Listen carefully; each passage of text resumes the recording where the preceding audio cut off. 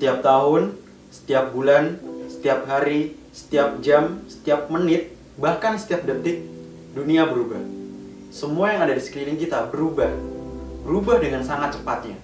Setiap hari berita silih berganti menghampiri. Update isu terkini menjadi makanan sehari-hari. Lalu, jika semuanya sangat cepat berubah, apakah kita hanya diam? Atau kita menghampiri perubahan itu pelan-pelan? Atau justru kita akan berlari mengejar perubahan itu sendiri? Sementara yang lain sudah mengikuti semua perubahan, yang lain lagi sudah mengejar perubahan tersebut, dan beberapa yang lain lagi sudah menciptakan perubahan baru. Yang usang telah dibuang, yang lama telah diganti, yang baru suatu saat akan diperbarui kembali.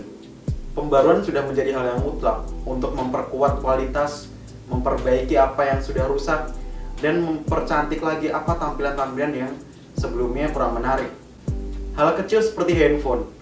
Setiap tahun, bahkan setiap bulan, ada keluaran handphone terbaru. Bahkan aplikasi-aplikasi di smartphone sendiri, itu pun selalu diupdate sesuai dengan perkembangan zaman. Kenapa? Agar fitur-fitur baru bisa kita nikmati dengan begitu mudahnya. Jika setiap hari kita sudah menemukan banyak sekali pembaruan-pembaruan yang ada di sekeliling kita, lalu kapan kita akan memperbarui diri sendiri? Dan kapan?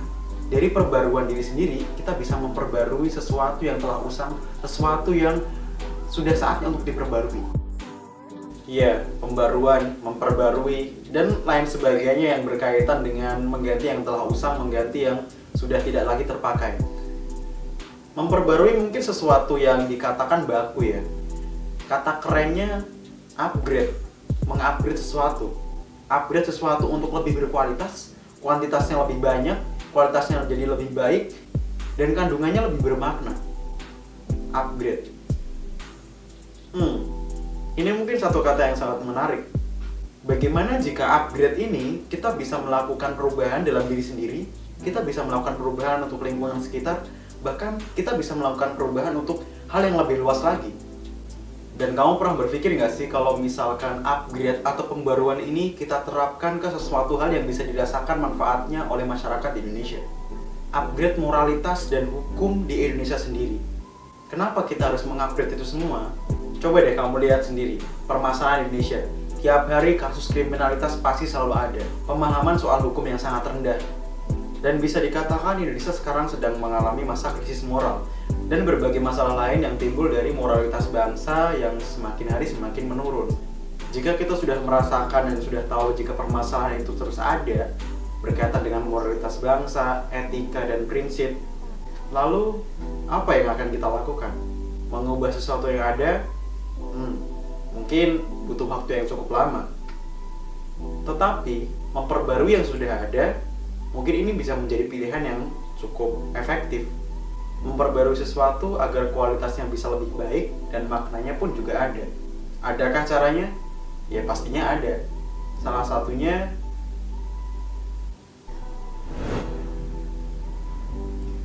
Indonesia Upgrade. Indonesia Upgrade lahir bukan tanpa alasan. Kita lahir dan ada dengan membawa gagasan-gagasan. Beberapa gagasan untuk meningkatkan moralitas bangsa dengan melalui beberapa bidang pelatihan kelembagaan, diantaranya pelatihan di bidang moral pemuda atau youth moral, family moral atau moral keluarga, dan yang terakhir society moral atau moral masyarakat. Tujuan dari kami adalah untuk membangun kesadaran hukum lebih baik dan menciptakan moralitas bangsa yang lebih baik pula. Why? Karena penegakan hukum bukan hanya sekadar industri, tapi upaya untuk mencegah atau menurunkan tingkat kejahatan dan meningkatkan kesadaran hukum di masyarakat. Untuk itu, saya, Rian, dan teman-teman lain di Indonesia Update, kita siap untuk memperbarui moralitas dan kesadaran hukum masyarakat di Indonesia.